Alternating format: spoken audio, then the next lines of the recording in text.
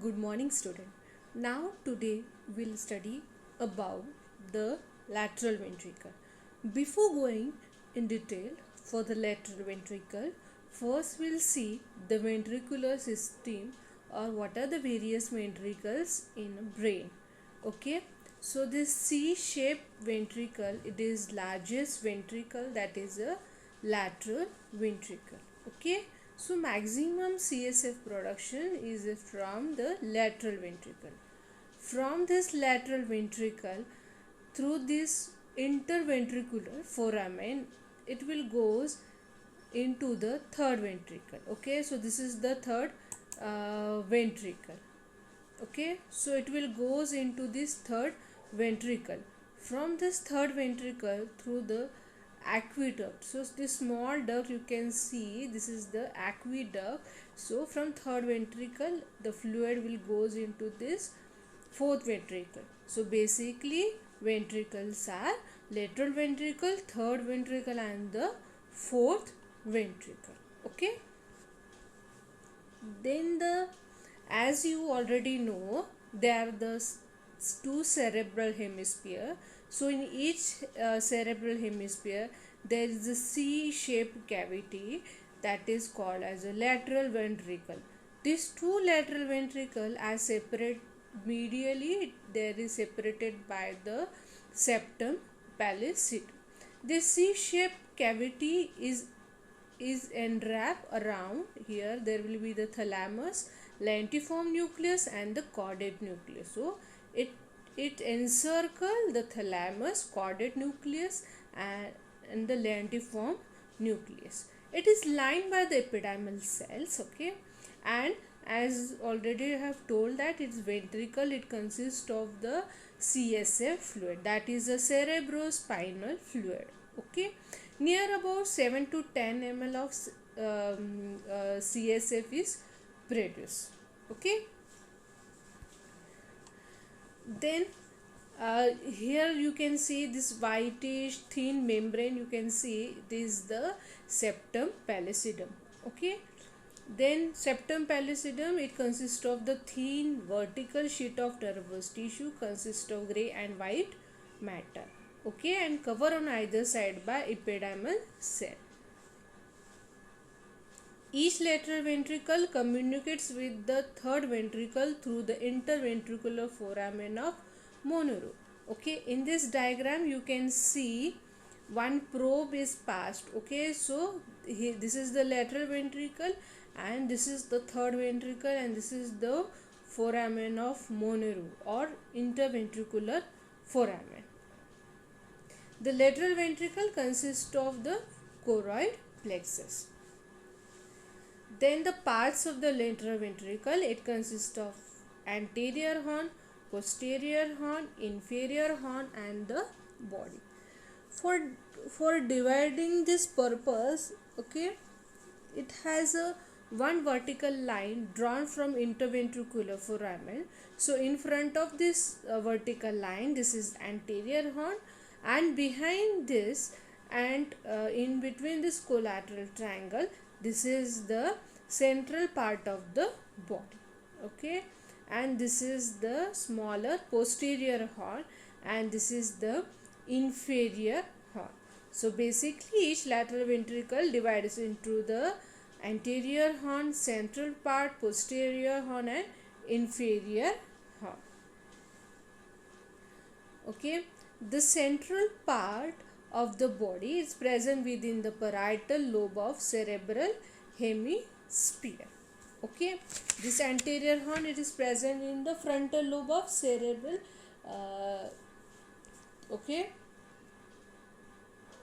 then this posterior horn is present inside the occipital lobe of cerebral hemisphere and inferior horn is present in the temporal lobe of cerebral hemisphere. Okay,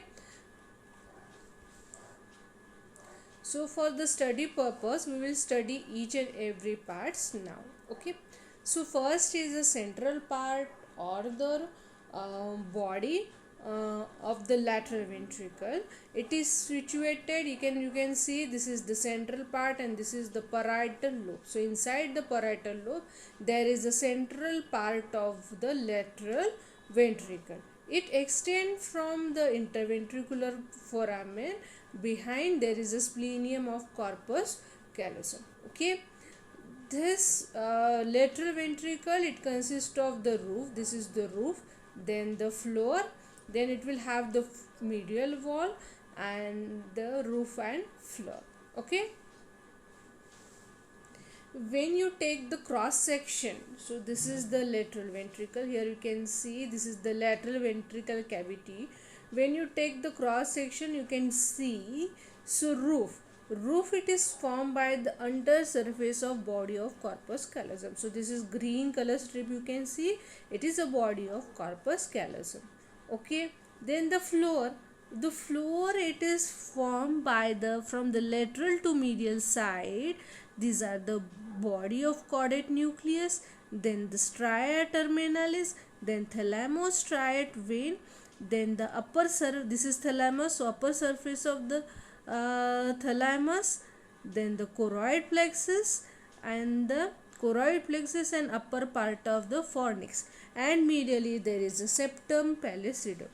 Okay, so in a cross section of central part of body, you have to keep in mind roof, it is formed by the under surface of corpus callosum, medially septum pellucidum, and the floor starting from the body of caudate nucleus, then stria terminalis, thalamostriated vein, upper part of thalamus, then the choroid plexus and upper part of the fornix.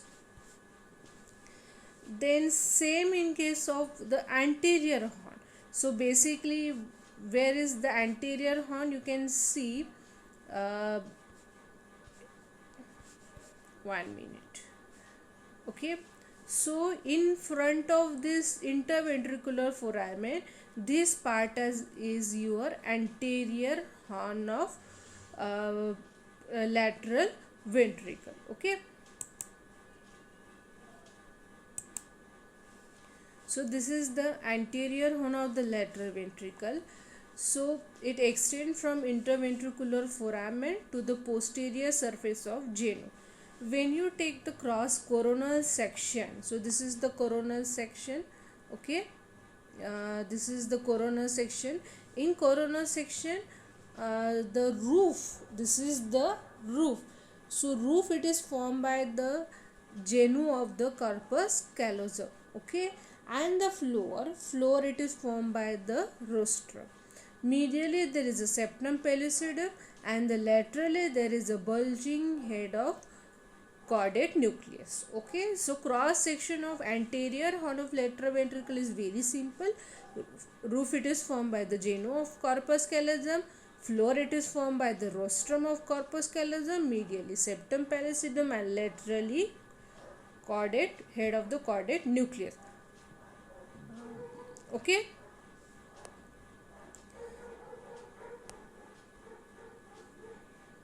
then this posterior horn, it is a backward extension from the central part, and it is situated in the occipital lobe, from splenium to this occipital pole. Okay, presenting part in coronal section, roughly it is a quadrangular shape. It has a roof, lateral wall, floor, and a medial wall. Okay, so before going in detail, first I would like to tell you that is what is a tapetum. Tapetums are the fibers of corpus callosum. Okay, so this corpus callosum, the fibers of the splenium part of corpus callosum, that fibers goes behind towards the occipital pole. That's why it is not crossed by, transverse, or intersected by the corona radiata. So such fibers look whitish in color, that this is called as the tapetum. Like the forceps majors are nothing but these are the fiber that connects the parietal lobe with temporal lobe and occipital lobe. Some of the fibers go backward and it connects the occipital lobe with the temporal lobe. That's why it's called as a forceps major. Okay, and again one terminology you can see here is that is optic radiation. So what is optic radiation? Basically, for each and every sensation of our body, it will go pass through the thalamus. Okay, so thalamus is also called as it is a sensory gateway to the cerebral cortex. Okay, so every sensation of our body, it will passes through the thalamus. Okay, so it has to be passes through the thalamus. So say the visual sensation, it will passes through the thalamus, then from thalamus it will projected to the visual cortex area, which is located in the occipital lobe. So such fibers coming from the thalamus to the visual cortex area, that fibers is called as optic radiation. That is called as the optic radiation. Okay, another is the inferior longitudinal bundle. The inferior longitudinal bundles are the bundles or white matter of the fibers of cerebral hemisphere that connects the temporal lobe with the occipital lobe. Okay, so now, so these are the various names that will come in this. Okay, so first is a roof and the lateral wall. So roof and the lateral wall, it is formed by the tapetum laterally by the optic radiation and then by the inferior longitudinal fasciculus. Okay, on the medial wall you can see due to bulb, there is a bulb of posterior horn that is forceps major and calcarine avis. So the calcarine sulcus, it will go inside and produces one elevation that is called as a calcar avis. So medial wall, it is formed by the bulb formed due to the forceps major and the calcarine avis. Okay, now moving to this inferior horn. Inferior horn, it is the largest and the longest horn. It begins from the central part and posterior horn. Okay, from here curve downwards to temporal, the area where inferior and posterior horn diverge. Okay, the area where the posterior and inferior horn diverge is called as a collateral trigon. Okay, collateral trigon. It also has a roof, then the floor. Okay, it also has the roof and the floor. Coming towards its wall. Okay, so roof, it is formed by the lateral. Okay, so roof, so this is the roof. In this roof, the lateral part of the roof is formed by the tapetum. Okay, this tapetum, and the medial part of tail of caudate nucleus and stria terminalis. Okay, then the floor is formed, okay, from lateral to medial side. One is this is the collateral sulcus merges inside and form the collateral eminence. So from the lateral to medial side, there is a collateral eminence, then hippocampus. Okay, the fibers of the hippocampus forms a thin sheet around this hippocampus. Okay, called as alveus. It produces converge medially to form fimbriae like a structure. Okay, and the most medial part of the floor, it is a choroid plexus. Okay, so in short, I will revise one more time. Okay, Roof, it is divided into the lateral and the medial part. Lateral part is formed by the tapetum, while the medial part is formed by the tail of caudate nucleus and the stria terminalis. Now we'll see the floor. Floor, it is formed by the collateral eminence, then hippocampus, then the fimbria, and most medial part is formed by the choroid plexus.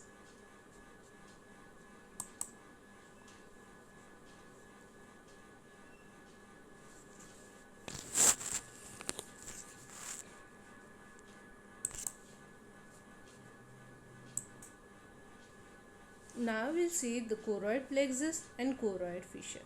Okay, so it is present. What is the choroid plexus? Okay, so choroid plexus present in the central part and inferior horn of lateral ventricle. It is a bilaminar plial fold. Okay, so here in this diagram you can see it is bilaminar plial fold is there. Okay, like this. So pia mater is folded upon itself. Okay, then this plial fold is covered by epidermal cells and it is invaginated by the tuft of blood vessels. Okay, so in this diagram you can see there is a plial fold. This plial fold is lined by the epidermal cell and it is invaginated by the blood vessels. Okay, so that is a choroid plexus. Then what is a choroid fissure? The line of invagination of choroid plexus into the lateral ventricle, it is a choroid fissure. यानी कि जहाँ पे जो line जैसे दिखेगा, जहाँ पे ये रहेगी, यू कैन सी यहाँ पे है, ठीक है, ये जो है लाइन है ये, that is the choroid fissure. Okay, so कौन से आर्टरी की, which arteries branches are these are anterior choroidal artery and branch from internal carotid artery, and posterior choroidal artery and branch from posterior coronal artery. Then the CSF, that is the cerebrospinal fluid, is the clear colorless transport fluid that circulates through the ventricle of brain, subarachnoid space and central canal of spinal cord. It is one of the type of extracellular fluid. Okay,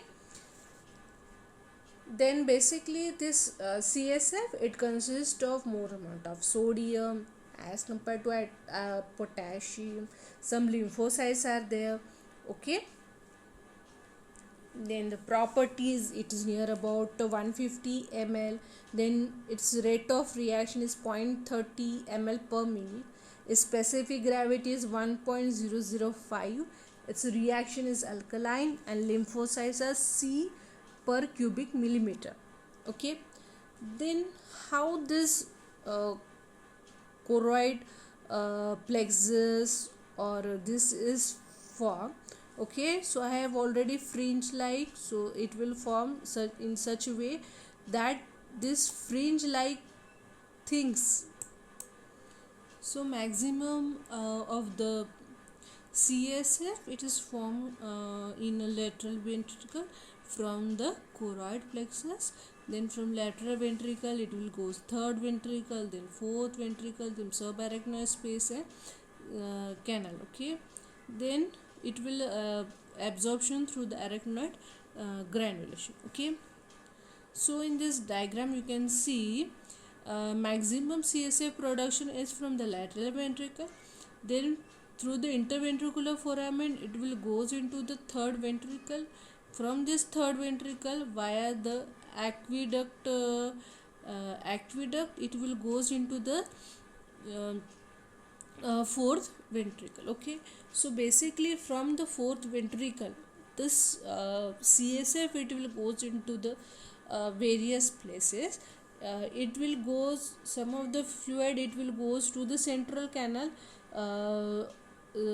through the central canal into the spinal cord. Then the some of the say it will passes through the subarachnoid space, okay, around the spinal cord up to the squamata equina, okay. Some of this fluid foramen in the roof of the fourth ventricle through the foramen of Magnidi and foramen of Lashka. Then it will goes into the cerebellomedullary cisterna, okay. Then this tentoral notch is there, okay, through the tentoral notch. Then it will goes into the inferior surface of the cerebrum, okay. From inferior surface of cerebrum, now it will come into the superior surface of cerebrum. Here the arachnoid granulations are there. It will reabsorption of CSF will be there, and finally it will go into the superior sagittal sinus. So in a such a way this CSF circulations occur, okay. Then the what is the function of CSF? It serves as a cushion, okay. Then again it acts as a shock absorber. Then the brain floats on the CSF, okay. So brain and spinal cord, okay. Again it will maintain the intracranial volume, okay. It gives nourishment to the CNS. It removes the waste, it will remove the waste products, is serves as a pathway for pineal secretion, okay. Then the due to presence of blood CSF barrier, antibodies are not present, not found in CSF, okay. So hence infection of the CNS are often fatal. Bile is not found in CSF. Most of the drugs cannot reach CSF, okay. So there is no CSF brain barrier, okay. So hence if drugs are injected into subarachnoid spore, they soon enter into extracellular space around the neurons and the neuroglial cells, okay. Now we will move towards the applied anatomy. So ventricular system of brain can be visualized by CT scan, that is a computerized tomography. So in this you can do patient CT scan and this, okay. Then even is MRI, that is a magnetic resonance image, okay. So in that you can also go for MRI, okay.